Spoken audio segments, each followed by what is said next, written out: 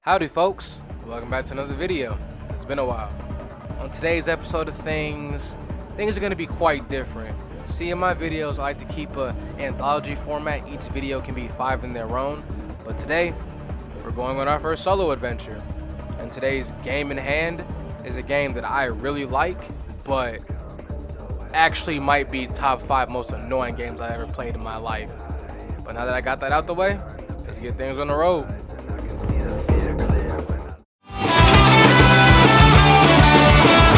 Simulations fucked everything and everybody sucks and PCs hate my guts. I wanna quit, want to log off. I'm not having any fun. Hard drive's fun. I'm not having any fun. Charisma 0 love. I'm not having any fun. Simulations fucked. I'm not having any fun. I'm not having any fun.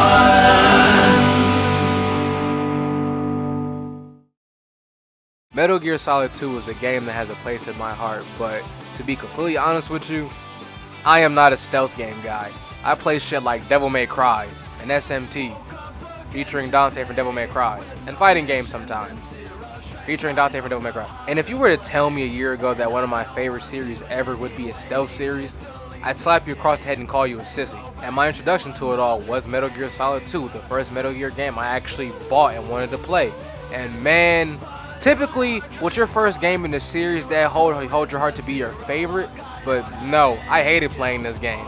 This game single-handedly almost made me not play the rest of the fucking games. But after playing the rest of the series, I can confidently say I now can appreciate 2 for what it was, but I just can't forget how annoying this game was at times. It was annoying to the point I'm making a fucking video about it. I didn't even want to re-download this game on Steam and record gameplay like I usually do.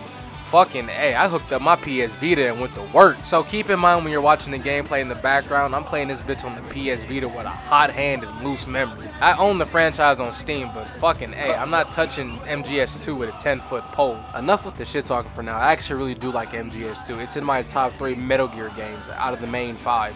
First Snake Eater, Phantom Pain, then lo and behold, today's topic. In my opinion, there's no bad Metal Gear game, and MGS2 is not a bad game whatsoever, but this game, the shit you do in this game is just pretty, what's the word I'm looking for?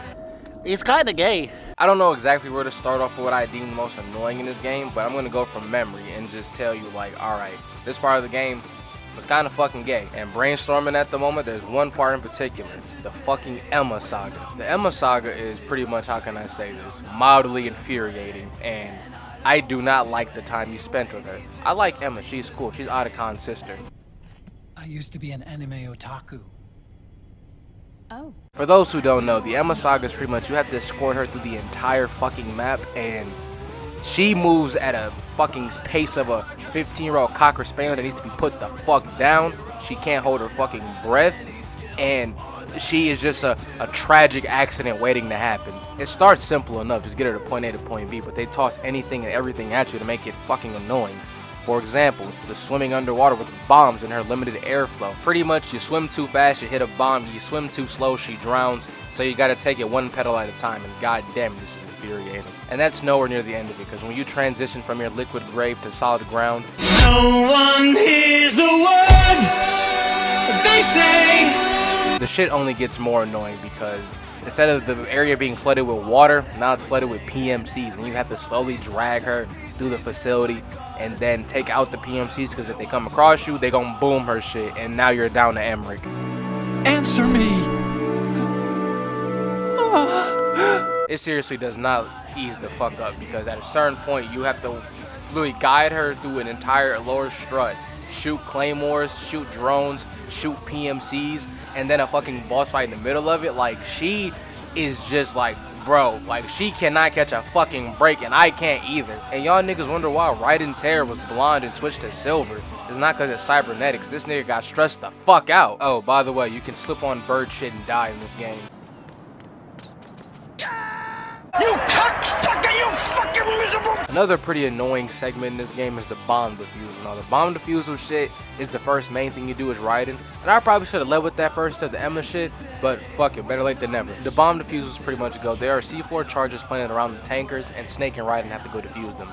The shit that makes it so annoying is that they're in vigorous nooks and crannies, places filled with fucking PMCs, some not, some hide in plain sight, some hiding behind some weird technical advancement Kojima made.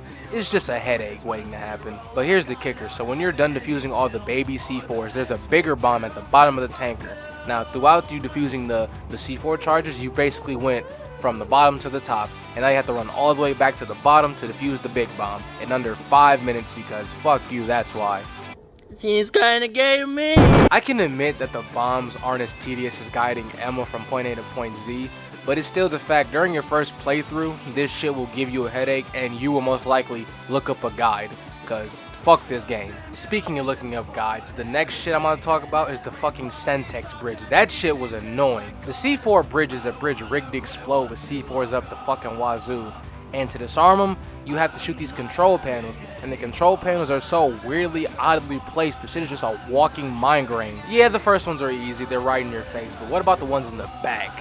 The one that's strapped to a fucking drone, the one blocked by seagulls, the one right fucking behind you, and the fucking flag! The bomb behind the flag almost single-handedly took off 7 years of my lifespan. Like, I wish Kojima a very hot place in the hell for that fucking flag, and he knows what he's doing too. Like he's just watching me, laughing behind the screen, just looking at me struggle. And if you type skill issue in the fucking comments, I'm gonna turn your brains from solid to fucking liquid.